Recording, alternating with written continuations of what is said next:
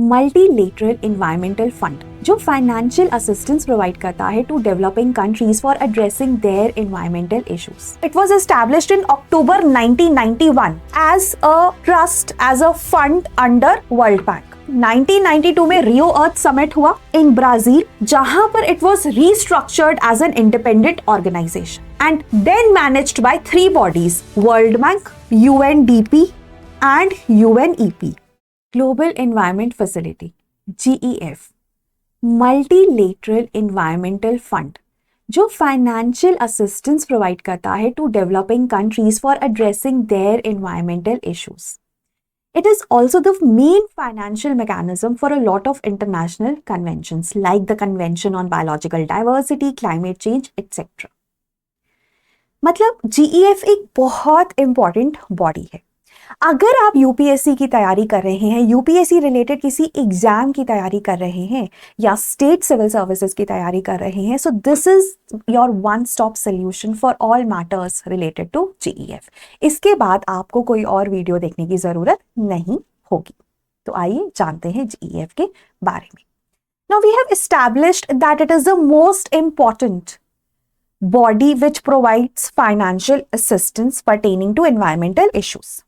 अब ये फंक्शन कैसे करता है? As an international partnership of national governments, international institutions, civil society organisations and private sector.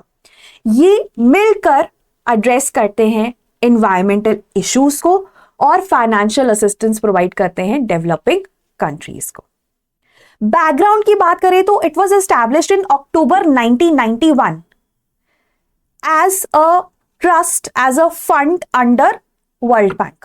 फिर 1992 में रियो अर्थ समिट हुआ इन ब्राजील, जहां पर it was restructured as an independent organisation and then managed by 3 bodies: World Bank, UNDP, United Nations Development Programme and UNEP, United Nations Environment programme.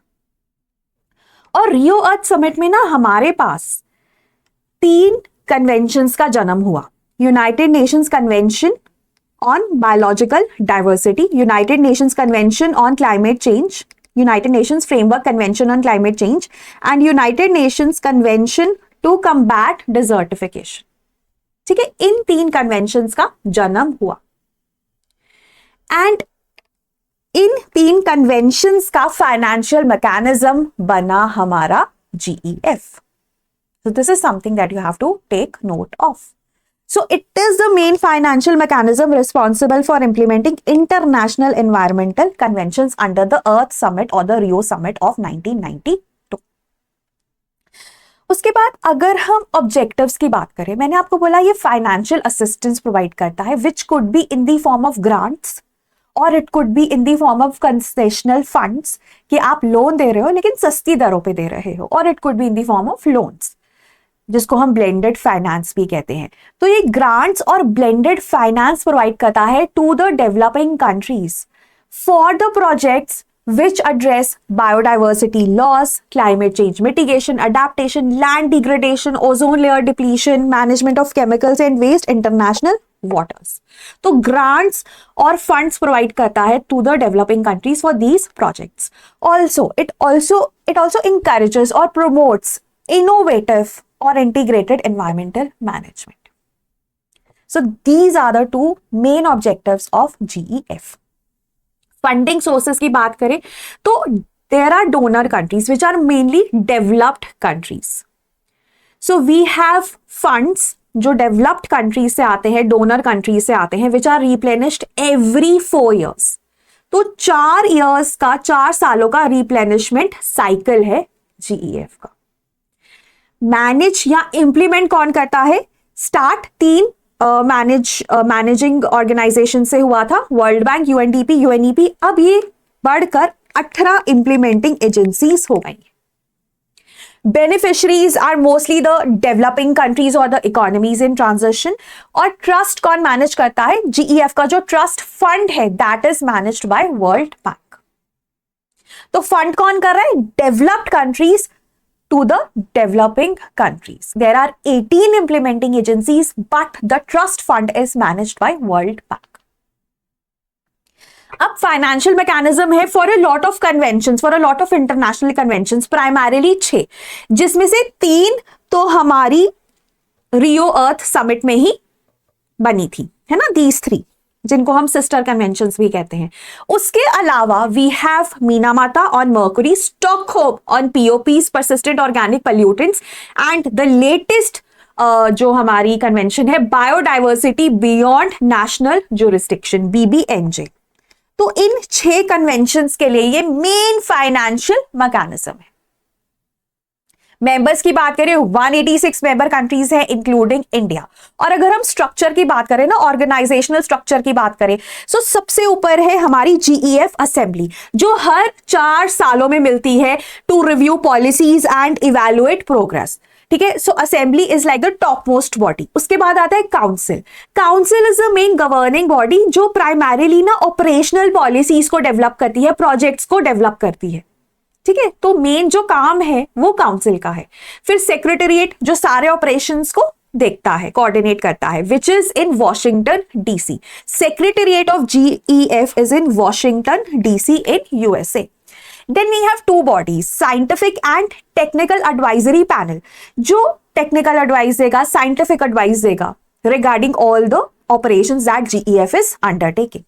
ठीक है, तो step है और एक इंडिपेंडेंट इवैल्यूएशन ऑफिस है जो इंडिपेंडेंटली जीईएफ की जितने भी ऑपरेशंस है, जितने भी प्रोजेक्ट्स है को इवैल्यूएट करता है, उनका परफॉर्मेंस, उनका इंपैक्ट इवैल्यूएट करता है। तो अगर हम इंफोग्राफिक्स में देखें, so we have the GEF assembly जिसमें सारे मेंबर कंट्रीज हर 4 सालों में एक बार मिलते हैं। देन द काउंसिल जो मेन पॉलिसीज को डिजाइन करती है, GEF Council. Now it has 32 members and it meets twice a year. ये हर साल में 2 बार मिलती है, राइट? काउंसिल हर साल में 2 बार मिलती है। So we have 16 members from the developing countries, ठीक है, 14 from the developed countries and 2 from the economies in transition. And then you have the STAP and the IEO and 18 implementing agencies. So that is the organizational structure of GEF. Secretariat मैंने आपको बता दिया Washington DC USA में है। अगर हम अभी तक इनके अचीवमेंट्स की बात करें, राइट, तो अभी तक क्या किया है, $120 बिलियन मोबिलाइज किए हैं फॉर को financing and $24 billion in grants. Grants होते हैं जो आपने एक बार दे दिया, आप वापस नहीं लेते हो, तो $24 billion in grants and $120 billion इन को फाइनेंसिंग और कंसेशनल फंडिंग और लोन्स, जो भी आप कह सकते हो, ब्लेंडेड फाइनेंस, कुछ भी आप इसको नाम दे सकते हो। $120 billion in that since inception. 5000 projects को सपोर्ट किया है in more than 170 countries. Even India में भी ना अगर हम देखें तो solar development in India, coral reef protection in the Caribbean, तो बहुत रोल प्ले किया है, बहुत इंपॉर्टेंट रोल प्ले किया है in a lot of initiatives across the world. अब ना कुछ क्रिटिसिज्म तो होगा ही। क्रिटिसिज्म ये माना जाता है कि ना बहुत ही कॉम्प्लेक्स प्रोसीजर्स है जो कि स्लो कर देते हैं अ लॉट ऑफ प्रोसेसेस को। देन ट्रांसपेरेंसी कम है इन फंड एलोकेशन, लिमिटेड ट्रांसपेरेंसी है, छोटी छोटी कंट्रीज का अंडर रिप्रेजेंटेशन है। ऑल्सो क्योंकि डोनर कंट्रीज डेवलप्ड कंट्रीज हैं तो उनकी ज्यादा सुनी जाती है, डिसीजन मेकिंग में उनको ज्यादा सुना जाता है, उनके तरफ ज्यादा बायस देखा जाता है। तो ये कुछ क्रिटिसिज्म है जो हम जीईएफ के साथ एसोसिएट करते हैं। इंडिया और जीईएफ की बात करें, इंडिया डोनर भी है और रिसिपिएंट भी है जीईएफ फंड्स का। अब इंडिया में जो ऑपरेशनल पॉइंट ऑफ व्यू से मिनिस्ट्री इन्वॉल्व है, जो सारे प्रोजेक्ट्स को ऑपरेशनलाइज करती है, जीईएफ के पैसे लगाती है प्रोजेक्ट्स में, that is ministry of environment. But जो फंड्स के साथ डील करता है that is your ministry of finance.